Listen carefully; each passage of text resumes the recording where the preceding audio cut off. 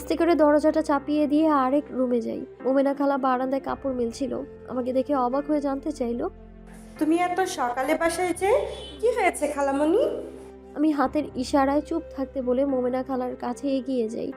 আমার শাশুড়ি মা আসছে। মোমেনা খালা ফিসফিস করলো, কি বলো?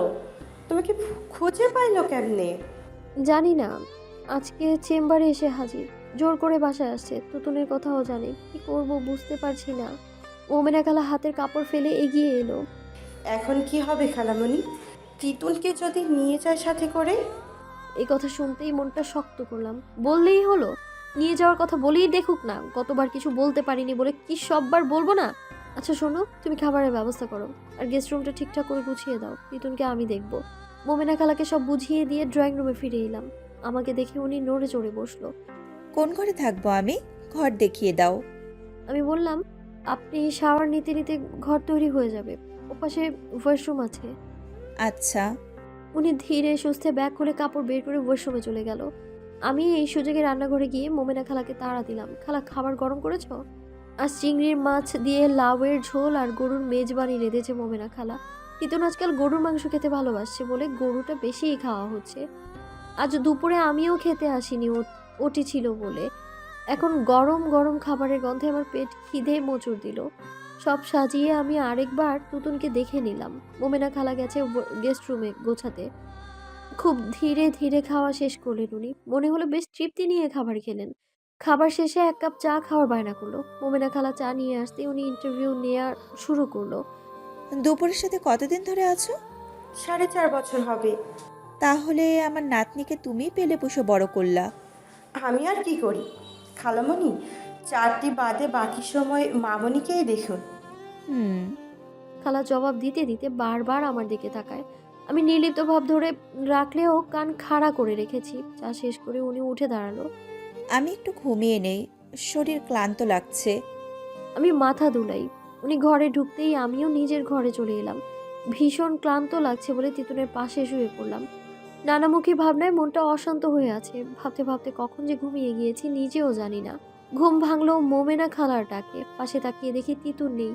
মুখটা ছ্যাদ করে উঠতেই মোমেনা খালা বলল, তিতুন ওর দাদির সাথে খেলতেছে খালামণি। আমার মনে তীব্র ভয় বাসা বাঁধলো। কিছু না ভেবেই এক ছুটে ড্রয়িং রুমে পৌঁছে গেলাম। ওনাকে দেখলাম কানে হাত দিয়ে তিতুনকে ভেঙচি কাটছে, আর তিতুন তাতে মজা পেয়ে হেসে গড়িয়ে পড়ছে। অদ্ভুত সুন্দর একটা দৃশ্য, কিন্তু আমার কাছে মনে হলো কুৎসিত। আমি প্রায় চেঁচিয়ে উঠলাম, তিতুন, কি করছো তুমি? তিতুন দৌড়ে এলো আমার কাছে।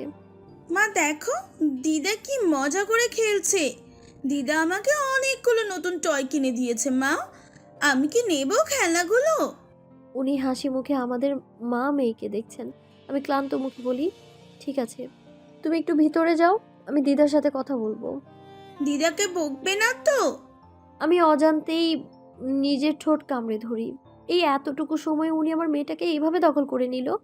বুঝতে পারছি ভেতরে ভেতরে মেজাজের পারদ ওঠানামা করছে আমার।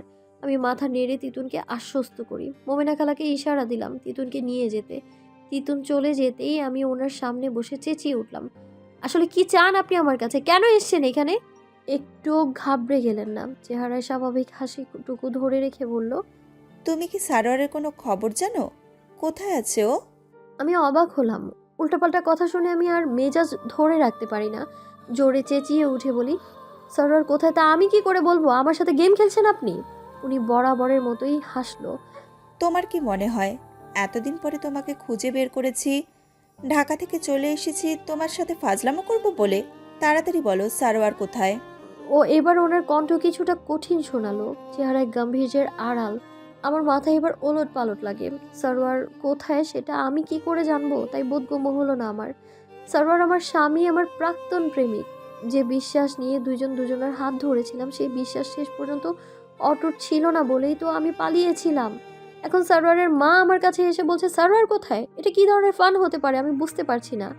দেখুন, আপনি কি বলতে চাইছেন আমি কিছুই বুঝতে পারছি না। সরোয়ারের খবর আমার তো জানার কথা না। সব ছেড়ে ছুড়ে আমি চলে এসেছি 5 বছর আগে। উনি কঠিন গলায় বললেন, সব বুঝতে পারবে দুপুর, পুলিশে খবর দিলে সব পরিষ্কার বুঝতে পারবে। আমি সব বোঝার ব্যবস্থা করছি। আমি দুর্বল হয়ে মেঝেতে বসে পড়ি। উনি আসার পর থেকে একের পর এক বন্দুকের গুলি ছোড়বার মতো বাক্যবাণে ঝটকা দিয়ে যাচ্ছেন আমাকে, কোনো কিছু না জেনে বুঝে।